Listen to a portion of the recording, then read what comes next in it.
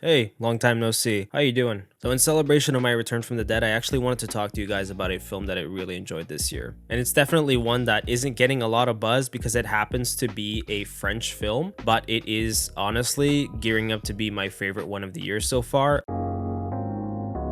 So the film in question is Les Chambres Rouges, otherwise known in English as The Red Rooms. So the film is actually a Québécois film, so literally local. Now, this is a film by director Pascal Plante. I have only seen one other of his films called Nadia Butterfly. To be honest, I didn't really dig it. It was very cool in like the first half hour. It had like its climax in the first half hour, and then it kind of dissipates as it goes. And to be honest, the two last thirds of the movie did not live up to like the hype that I had in like the first third of the movie, so that was kind of disappointing for me. But this one is completely different. This one was insanely riveting from start to finish. Loved it. So I really don't want to spoil a lot of the plot because it's one of these films where you just gotta see it and experience it all as it's unfolding.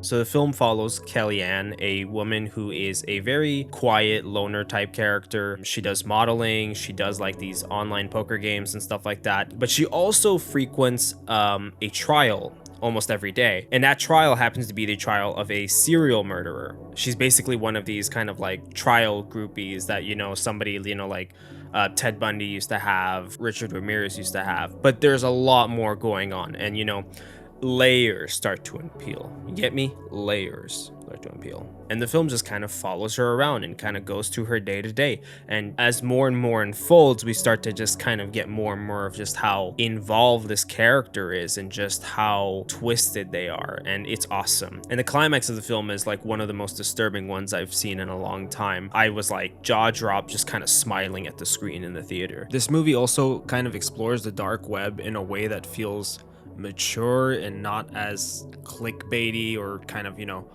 sensationalistic as other movies might be. It doesn't feel like an old man who knows nothing about the dark web writing about the dark web. It really feels researched, and I like that they use a lot of real websites for a lot of things, so it's actually really interesting to see it, and none of it ever felt not genuine. It felt really realistic in that sort of way. It was so good. I went to see it by myself, and then I was like, I have to drag all my friends to see this. It was awesome. It's presented in a 4:3 aspect ratio. It's shot in a very sleek kind of clinical style, but it's not afraid to deviate from that when there's these important kind of psychological moments for the character. They'll choose to do stuff like shaky cam.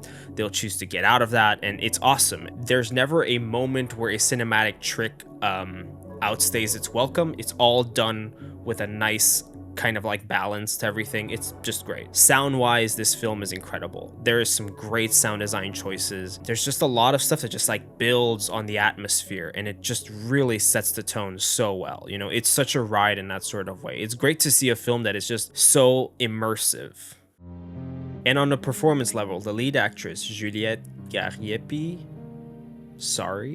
is fantastic. She is great across the board. She just delivers this like perfect, cold, and different character, but she's got these great moments where that shell breaks and you see the vulnerability, or you see the kind of twisted excitedness under that. You see that this is a person with these disturbed thoughts, and she hides under this veneer of like sleek kind of cold perfection that like, just icy, no emotions, but it's just fantastically put. She does it really well. Everybody else around the film does a fantastic job as well. Very serviceable to the film. Fantastic. The only thing I'd really say about it is I think there is maybe just some bits here and there that I, might have done better with a little bit of trim, but nothing that was too severe for me, honestly. I really enjoyed it. It had a decent runtime for what it was. I think the other thing that I would say was a little weird was that the score had this weird kind of medieval music vibe to it, which I wasn't super into, but there was parts where it really worked out well, and there was parts where like elements of the sound design were incorporated into the score, and that was awesome. Overall, I'm gonna make it sweet and short.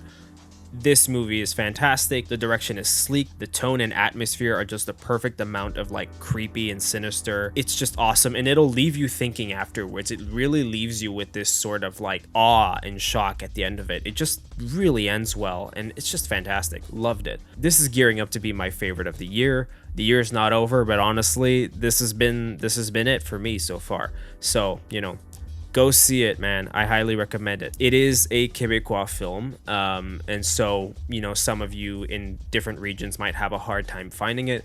I do know that it might be on Crave because it was funded by Crave, so that might happen, you know, if you have Crave, or if you can even get Crave in other regions. I don't know. And that is one solid 4.5 out of 5, and I think, honestly, I might bump it up to a 5, but we'll see at the end of the year. Look it up. Try to find it. It's awesome. That's all I gotta say. So, you know, take care. Keep watching movies. Bye. Peace.